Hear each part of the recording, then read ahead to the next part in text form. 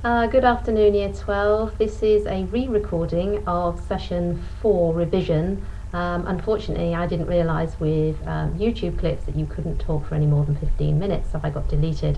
So here we go. Session 4 of your revision is based on the cross profile of the river, and the aim of this session is for you to know what it is that you need to know about the river channel cross profile, and the key terms that are associated with it.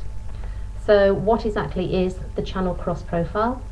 It is the shape of the river bed and its banks from one side of the river to the other.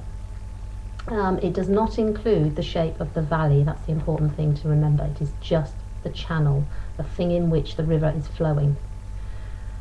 The channel is narrow and uneven in its upper course, and wide and smooth as you move downstream towards the lower course of the river, heading towards the mouth. You need to be able to describe the shape of the river channel in both the upper, the middle and the lower course.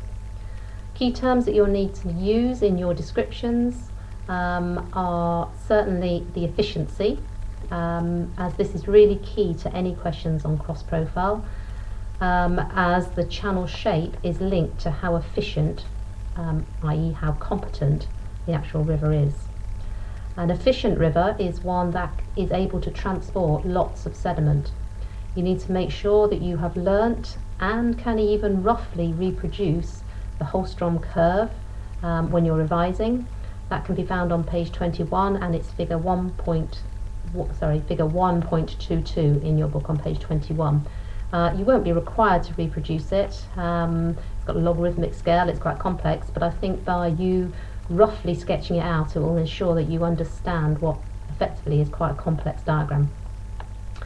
Going back to efficiency, a deep, smooth channel is likely to be more efficient than a shallow one, because you're going to get more friction.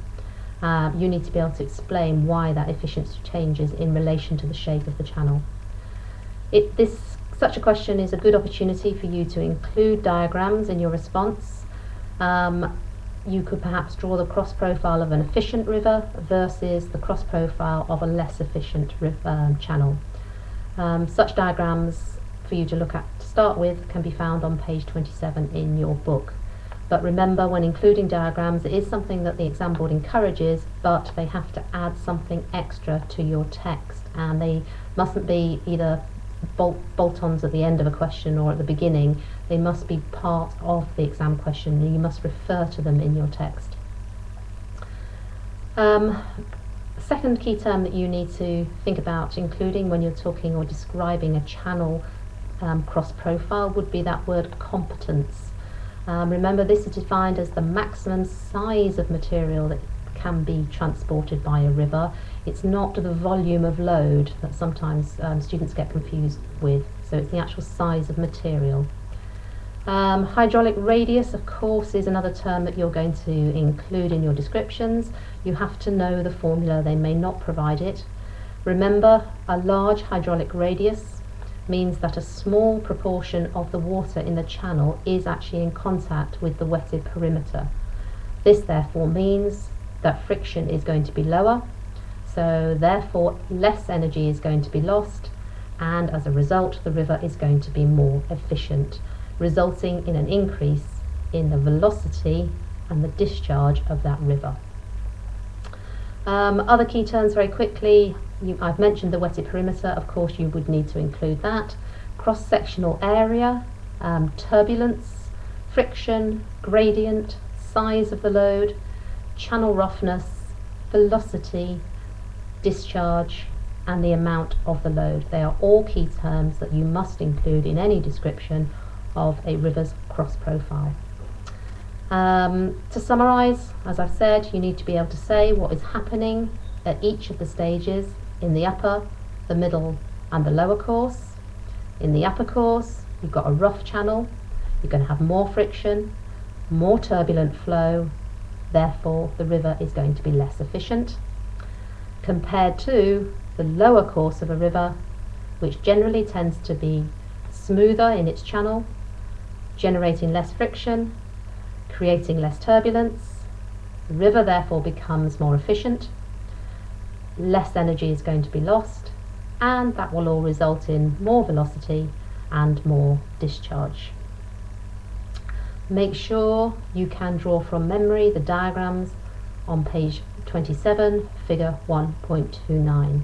If you learn that diagram inside out and literally at the top of your exam paper, just sketch it out very, very quickly, then it will help you to make sure that you get your facts, your knowledge correct in terms of cross profile and how it changes along the long profile of a river. What exam questions might you be asked? Some of the ones that have come up so far, you've been asked to sketch the likely shape of a channel cross profile along a river's long profile. So you might go from that narrow, shallow cross profile in the upper section. You might even be asked to sketch out the cross section of a meander, in which case it would be asymmetric with a deeper part where more erosion's occurring. And then you might need to do the same for the lower course of the river. You have been in the past been asked to contrast the different cross profiles, which I've already focused on. You might be asked to outline the reasons for the differences in the cross profiles. They could provide some sketches and you have to say why the sketches have changed. You might be asked finally to state how and give reasons why the efficiency and competence of a river change as distance downstream increases. Good luck.